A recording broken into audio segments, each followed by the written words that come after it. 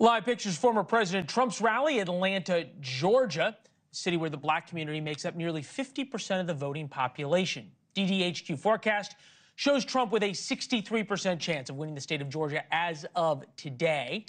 This comes as he continues to gain momentum with black voters, especially young black male voters. In her latest attempt, and we're just 3 weeks out, Kamala Harris is now rolling out a slew of new policy proposals to try and connect with black male voters. She just wrapped up an hour-long interview with Charlemagne the God, trying to drive a wedge between black men and Donald Trump. Take a listen. Our church and my church is about saying true leadership. The measure of that is based on who you lift up. And and then he's selling $60 Bibles or tennis shoes. Mm-hmm. And trying to play people as though that makes him more understanding of the black community. Come on. With us now, Christopher Towler, director of the Black Voter Project, fellow at the Center for Race, Immigration, and Social Justice at Sacramento State. Good to see you, sir. Thank you for joining us. We appreciate it. We found you through Roland Martin, who we did a segment about black male voter support for Kamala Harris on Friday, and he took me to task. So take a listen to what he had to say. First of all, Leland, everything you just laid out in the last 5.5 minutes is absolutely wrong. I just want to be clear. You don't think Kamala Harris has a problem with losing black male support? No. So then why is Barack Obama out there talking about it? All right. Do you agree, Mr. Towler, that Kamala Harris does not have a problem with support among black males?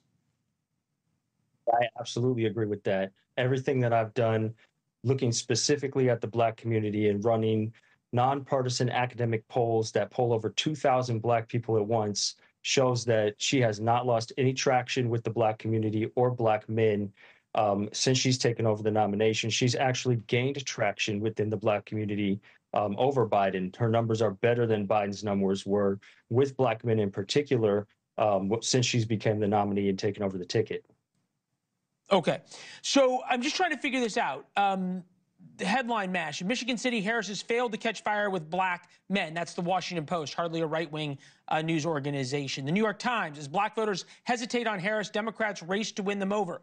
Headline, this also from the Wall Street Journal. Harris fights to counter Trump's appeal with black men. And in the past 3 weeks to go, 3 weeks, she has rolled out a massive opportunity agenda for black males. It's now the top of her Twitter account. Marijuana legalization, cryptocurrency protection, health equity focused on black men, forgivable business loans for black entrepreneurs. How that works legally, we're not really sure. Federal incentives for black male educators. Why is she doing all of this if she doesn't have a problem with black men? From what I've seen, it's twofold. One, her campaign and the news media has gotten wrapped up in these mainstream public opinion polls that have been inaccurately polling black opinion for the last 4, 5, 6 months. You have polls like the New York Times poll, Washington Post, who do national polls of 1,000, maybe 1,500 voters. Within that poll, there's only about 100, 200 of the sample that's black voters.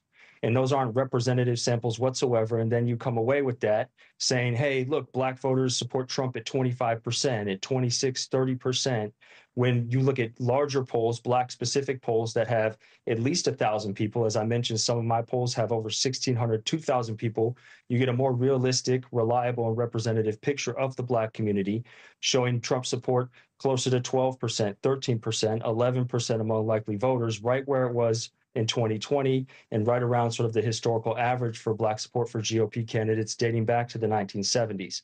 And so some of it, I think, has to do with getting wrapped up in this narrative that's been built up the last few months, trying to understand black voters, looking at these small subsamples within these larger polls without focusing in on real specific black focused polls that really take into consideration the nuances and the heterogeneity or the differences within the black community when it comes to things like gender, age, education. You can't do that with just 100, 150 people. No, right? Look, you're lucky to even get 100 bigger people. Poll sample. You don't get an argument with me for. You don't get an argument from me. More numbers is always good, and we're always glad to have anybody on who has a divergent opinion. That's what makes this program different and interesting, is to have people on who are coming to talk about these things. Thanks for watching. Go to joinnn.com to find NewsNation on your television provider. And don't forget to click the red subscribe button below to get more of NewsNation's fact-driven, unbiased coverage.